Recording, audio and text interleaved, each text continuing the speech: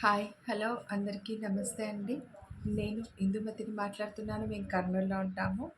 నేను ఈ YouTube video ద్వారా మీ ముందుకి ఈ ధ్యాన జగత్ పుస్తక పఠనాన్ని చదువుతూ మీ ముందుకొస్తున్నాను ఇలాగా. సో, ఈ నెల ధ్యాన జగత్ పుస్తకాన్ని చదవాలని అనుకుంటున్నాను. నాకేదైతే నచ్చిందో అంశాలు మొత్తం కూడా మీ ముందు ఉంచుతాను ఈ వీడియో ద్వారా. అంతకంటే ముందుగా మనందరి గురువుగారైన బ్రహ్మర్షి పితామహ పత్రి మేడం గారికి నా ఆత్మపూర్వక ధ్యానాభివందనాలు తెలియజేసుకుంటూ, అలాగే ఈ యూట్యూబ్ ద్వారా ఎవరైతే నాకు సపోర్ట్ చేశారో మా హస్బెండ్ కానీ, ఇంట్లో వాళ్ళు కానీ, నాకు తెలిసిన నా వెల్ విషర్స్ కానీ వాళ్ళందరూ కూడా సపోర్ట్ చేశారు, కోఆపరేట్ చేశారు, చేస్తున్నారు కూడా. సో, వారందరికీ కూడా కృతజ్ఞతలు, ధన్యవాదాలు తెలియజేసుకుంటూ, ఈరోజు ఈ మ్యాగజైన్ యొక్క పుస్తక పఠనంలోకి వెళ్ళిపోదాం మనమంతా కూడా. ఏంటంటే చూడండి, ఇక్కడ పత్రి సార్ ప్రశ్నోత్తరావళి ఏంటంటే ఎన్లైట్మెంట్ అవర్ విత్ పత్రిజీ వసుధైక కుటుంబ జీవనం అంటూ మనకి ప్రశ్నలు సమాధానాల రూపంలో వచ్చిందండి ఈ నెల మ్యాగజైన్లో. ఏంటంటే చదువుతున్నాను, నేను స్టార్ట్ చేస్తున్నాను ఫస్ట్ నుంచి కూడా. సో ఏంటి, ఎన్లైట్మెంట్ అవర్ విత్ పత్రిజీ కార్యక్రమంలో అంతర్జాల సత్సంగాలలో జరిగిన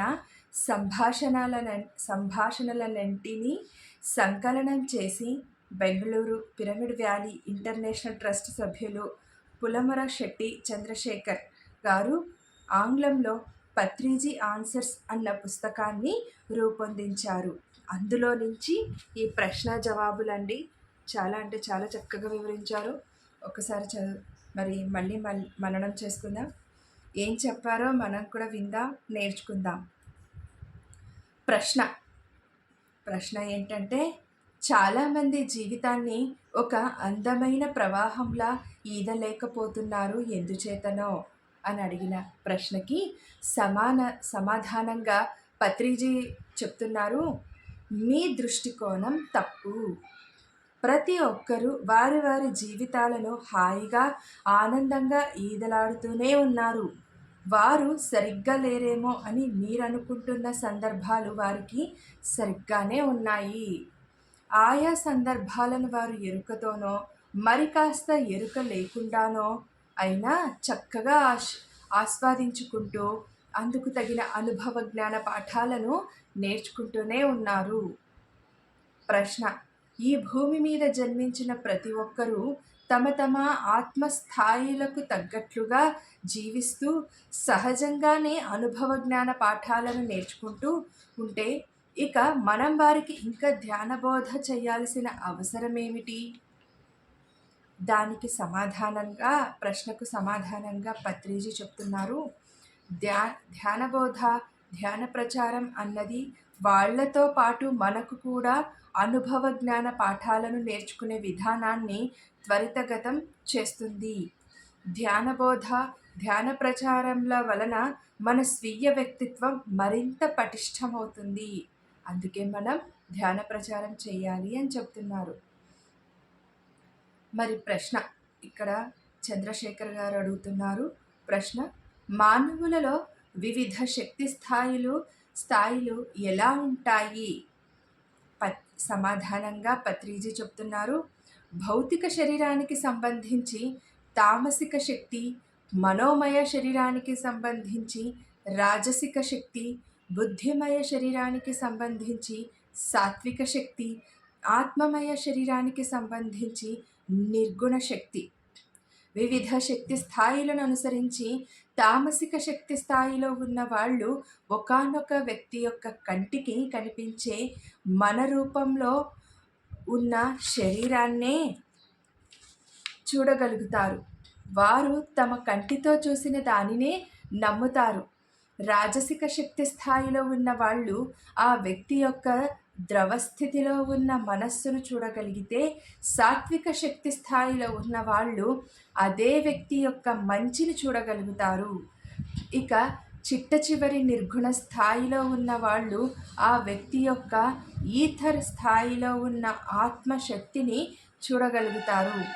తామసిక శక్తి స్థాయిలో ఉన్న వాళ్ళు కేవలం తమ కంటితో చూసిన దానినే అర్ధరహితంగా నమ్ముతూ పరిమిత శక్తి క్షేత్రంలో పనిచేస్తూ ఉంటే, సాత్విక శక్తి స్థాయిలో ఉన్న వాళ్ళు కంటికి కనిపించని దానిని అర్థం చేసుకొని అర్థసహితంగా పనిచేస్తూ ఉంటారు.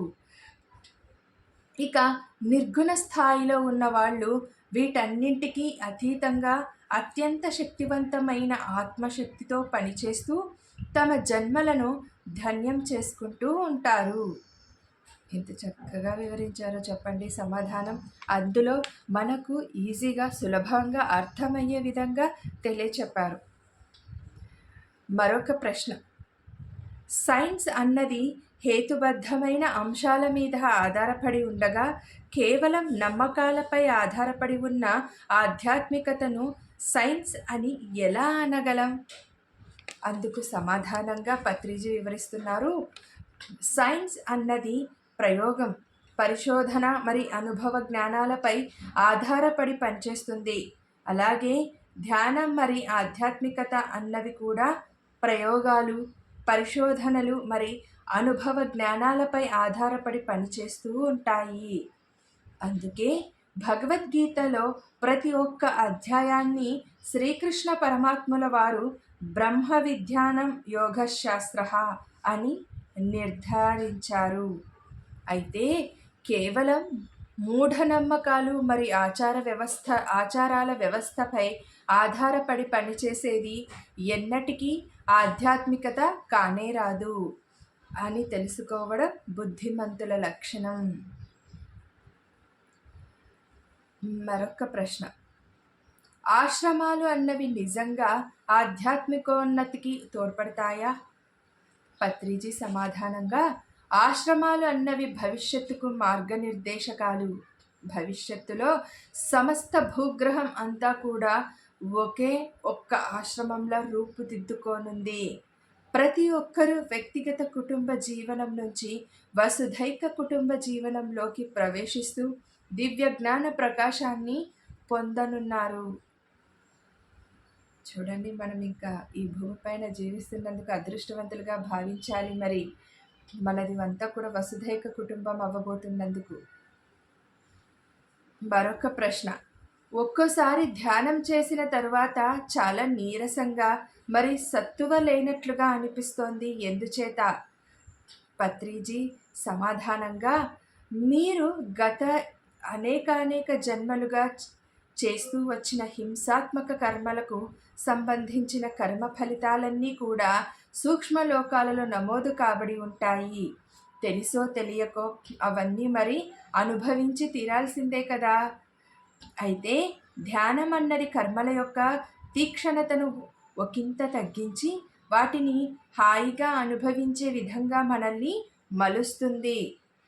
ఏది జరిగినా అది మన ఆత్మ అభ్యున్నతికే అని అవగాహన చేసుకొని ధ్యాన సాధనను మరింతగా పెంచుకుంటూ పోవాలి. మాస్టర్స్ చూడండి ఫ్రెండ్స్, ఎంత చక్కగా మనకెంత సూక్ష్మంగా సులభంగా అర్థమయ్యే విధంగా ఈ సమాధానాన్ని ఇచ్చారో మన గురువుగారు. మరొక ప్రశ్న, ఆధ్యాత్మిక మార్గంలో గురువు అంత అవసరమా? పత్రిజీ సమాధానంగా, గురువు అన్న అంశం ఎక్కడా ముఖ్యం కాదు. అయితే సమకాలీన దృక్పథాలను కలిగి ఉన్న భావజాల సంపన్నులంతా ఒకరినొకరు వెతుక్కుంటూ వెళ్ళి ఒకానొక బృందగాన సమూహంలా మారడం ఏ రంగంలో అయినా సహజమే. ఒకే జాతి పక్షులన్నీ ఒకే గూటికి చేరుకుంటాయి కదా. మరొక ప్రశ్న, నేను గత 2 సంవత్సరాలుగా ధ్యానం చేస్తున్నాను. నాకు ఇప్పటి వరకు 3 సార్లు గర్భస్రావం జరిగింది. ప్రతిసారి గర్భస్రావం జరగడానికి 2 రోజుల ముందు నా కడుపులో బిడ్డ నాకు దూరం కావడం నేను చూసుకుంటున్నాను. కారణం తెలుసుకోవడానికి ఒకసారి ధ్యానంలో కూర్చోగా ఒకానొక జన్మలో నేను ఒక గర్భవతిని హింసిస్తున్నట్లు మరి బాధిస్తున్నట్లు చూసుకున్నాను. వెంటనే ఆ ఆత్మకు ధ్యానంలోనే క్షమాపణ చెప్పుకున్నాను. గత జన్మకు సంబంధించిన నా ఈ అజ్ఞానపు చర్యకు నేను ఇంకా ఎలాంటి ప్రాయశ్చిత్తం చేసుకోవాలి అని అడిగారు ప్రశ్న. సమాధానంగా పత్రిజీ వివరిస్తున్నారు. కర్మ సిద్ధాంతం అమలుపరచబడడంలో ఏ ఒక్కరికి మినహాయింపు లేదు. కర్మ ఫలితాలను ప్రతి ఒక్కరూ అనుభవించి తీరవలసిందే. మీరు మరిన్ని మంచి పనులు చెయ్యండి. ధ్యానం ధ్యాన ప్రచారం మరింతగా చేస్తూ మీ పాపకర్మను పుణ్యకర్మలతో బ్యాలెన్స్ చేసుకోండి అని చెప్తున్నారు. చాలా సూక్ష్మంగా తెలియచెప్పారండి మన గురువు గారు ఇక్కడ. మరొక ప్రశ్న, పిరమిడ్ శక్తికి ఆధ్యాత్మికతతో ఏమిటి సంబంధం? పత్రిజీ సమాధానంగా, సాధారణంగా నిర్దిష్టమైన సమాన కొలతలతో కూడిన ఏ క్షేత్రమితీయ నిర్మాణమైన అసమాన కొలతలతో నిర్మింపబడిన మామూలు నిర్మాణాల కంటే ఎక్కువ శక్తి క్షేత్రాలను కలిగి ఉంటాయి. పిరమిడ్స్ ఈ భూమి మీద ఉన్న అన్ని నిర్మాణాల కంటే కూడా అత్యంత నైపుణ్యంతో కూడిన సమాన కొలతలతో నిర్మించబడిన శక్తి క్షేత్రాలు అని పురావస్తు శాస్త్రవేత్తలు తేల్చి చెప్పారు. ఆ శక్తి క్షేత్రంలో కూర్చొని ధ్యానం చేసిన వారికి అనేక అతీంద్రియ సూక్ష్మలోక అనుభవాలు సులభంగా కలగడం వల్ల పిరమిడ్ అన్నది ఆధ్యాత్మిక ప్రయోగాలకు అనువైన స్థలం అని ధ్యానయోగులు తెలియచేస్తున్నారు. ఇటీవలి కాలంలో పిరమిడ్ శక్తితో కూడిన వాణిజ్య ఉత్పత్తులు మార్కెట్లోకి వస్తున్నాయి. పిరమిడ్ శక్తిపై విశేష ప్రయోగాలు చేస్తున్న పిఎస్ఎస్ఎం ముఖ్యంగా ప్రజల ఆరోగ్య పరిరక్షణకు ఆధ్యాత్మిక ఉన్నతికి పిరమిడ్ నిర్మాణాలను ఇతోధికంగా ప్రోత్సహిస్తోంది.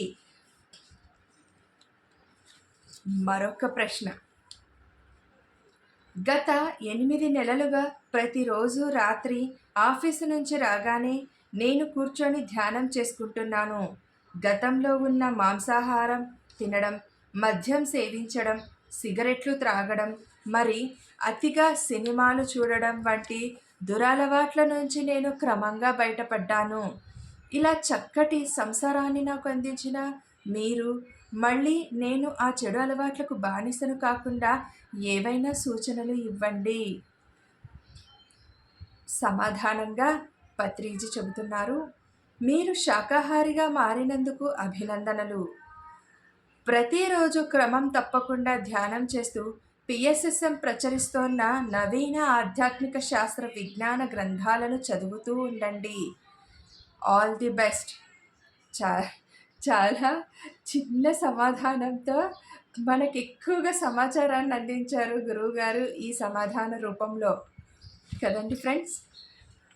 మరొక ప్రశ్న, పనియే ప్రార్థన అన్న సామాజిక సంస్కృతిలోనే జన్మంతా గడిచిపోతుంటే ఇక నన్ను నేను తెలుసుకోగలిగే ధ్యాన సాధనకు నన్ను నేను ఉద్ధరించుకునే ఆధ్యాత్మిక అభివృద్ధికి ఇంకా టైం ఎక్కడ ఉంటుంది? పత్రిజీ సమాధానంగా, ఈ జన్మ కాకపోతే మళ్ళీ ఇంకో జన్మ, ఇంకో భౌతిక శరీరం, ఇంకో ప్రాపంచిక జీవితం. అప్పుడు అసలు ఈ మాత్రం వెసులుబాటు కూడా ఉంటుందో లేదో. ధ్యానం చేసి ఎవరి ఆత్మస్వరూపాన్ని వారు గుర్తుంచుకునేంత వరకు ఈ పరంపర అలా సాగిపోతూనే ఉంటుంది వృధాగా. కనుక ధ్యానమే అన్నిటికంటే పెద్ద పని, ఆ పని అన్నిటికంటే గొప్ప ప్రార్థన అని తెలుసుకోండి. మరొక ప్రశ్న, గత 14 సంవత్సరాలుగా నేను ఏదో తెలియని భయంతో బాధపడుతున్నాను. ఇందులో నుంచి బయటపడటం ఎలా? పత్రిజీ సమాధానంగా, గతంలో మీరు ఎవరి పట్ల అయినా దుర్మార్గంగా దురుసుగా ప్రవర్తించి ఉంటే ధ్యానంలో కూర్చొని వారిని ఆత్మపూర్వకంగా క్షమాపణలు అడగండి. ఒకవేళ మీ పట్ల ఎవరైనా దురుసుగా దుర్మార్గంగా ప్రవర్తించి మిమ్మల్ని బాధ పెట్టి ఉంటే వారిని కూడా పేరున తలుచుకొని బేషరతుగా వారిని క్షమించి వేయండి. క్రమక్రమంగా ఇతరుల పట్ల మీకు ఉన్న నకారాత్మక భావజాలం నుంచి భయాల నుంచి మీరు విముక్తి చెందుతారు.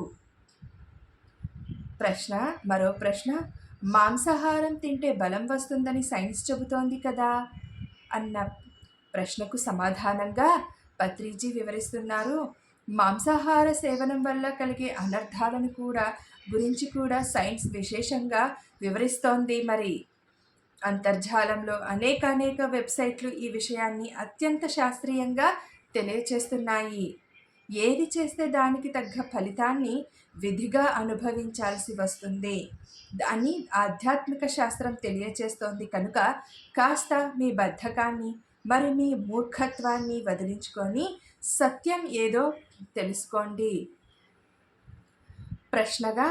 మరో ప్రశ్నగా పిరమిడ్ మాస్టర్ల విశేష కృషి వల్ల 2012 కల్లా ధ్యాన జగత్ పూర్తి అయ్యింది అని పిఎస్ఎస్ఎం ప్రకటించింది. ఇక పిరమిడ్ మాస్టర్ల పరిస్థితి? పత్రిజీ సమాధానంగా, ప్రపంచ వ్యాప్తంగా ఉన్న పిరమిడ్ మాస్టర్స్ అందరూ నేటి ఆధ్యాత్మికవేత్తలుగా గుర్తించబడుతున్నారు. నిజమే కదండి. మరో ప్రశ్న, అహం అంటే నేను, నాది, అంతా నాదే అనుకోవడమేనా? సమాధానంగా, నిజానికి అహం అన్నది అసలు లేనే లేదు. ఉన్నదంతా అజ్ఞానమే. అమాయకత్వం మరి స్వచ్ఛత అన్న మన జన్మ సహజ లక్షణాలు అజ్ఞానం మరి మూర్ఖత్వాలతో కప్పివేయబడడంతో సమాజం దృష్టిలో మనం అహంకారులుగా మభ్యపెట్టబడుతున్నాము. అలా కాకుండా ధ్యానం ద్వారా మనం సకల అజ్ఞానాల నుంచి మరి మూర్ఖత్వాల నుంచి విముక్తి చెందినప్పుడు అహంకారం అన్న అపవాదులో నుంచి బయటపడి సత్యజ్ఞాన ప్రకాశకులుగా వెలుగుతాము. ఆహా, ఎంత చక్కగా వివరించి చెప్పారో చూడండి. మరో ప్రశ్న, కర్మ పరంపరను అనుసరించి మనమంతా కూడా శైశవాత్మలుగా, బాలాత్మలుగా, ప్రౌఢాత్మలుగా, విముక్తాత్మలుగా మరి పరిపూర్ణాత్మలుగా జన్మలు తీసుకుంటూ ఉంటామని కర్మ సిద్ధాంతం తెలియచేస్తోంది. అయితే మనం ప్రస్తుత జన్మలో ఏ రకంగా ఉన్నామన్నది మనకు ఎలా తెలుస్తుంది? సమాధానంగా పత్రిజీ, ధ్యానం చేయకముందు అసలు తమను తాము ఆత్మస్వరూపాలుగా గుర్తించుకోకముందు అందరూ శైశవాత్మలే. ధ్యానం చేయడం మొదలుపెట్టాక అన్నీ వరుస క్రమంలో అర్థం అవుతూనే ఉంటాయి. మరో ప్రశ్న, దివ్య జ్ఞాన ప్రకాశం అంటే నేను అన్నదంతా భగవంతుడిలో కలిసిపోవడమేనా? పత్రిజీ సమాధానంగా, నేను అనే ఒకానొక నీటి చుక్క తాను సముద్రంలో ఒక భాగమని తెలుసుకొని సర్వసమర్పణ భావంతో వెళ్ళి సముద్రంలో కలిసిపోయి తన అస్తిత్వాన్ని కోల్పోవడమే దివ్యజ్ఞాన ప్రకాశం అని వేదాంత శాస్త్రాలు బోధిస్తున్నాయి. ఆ చిలుక పలుకులనే వల్లే వేస్తూ పండితులంతా ప్రజలను తరతరాలుగా అజ్ఞానాంధకారంలోకి నెట్టివేస్తున్నారు.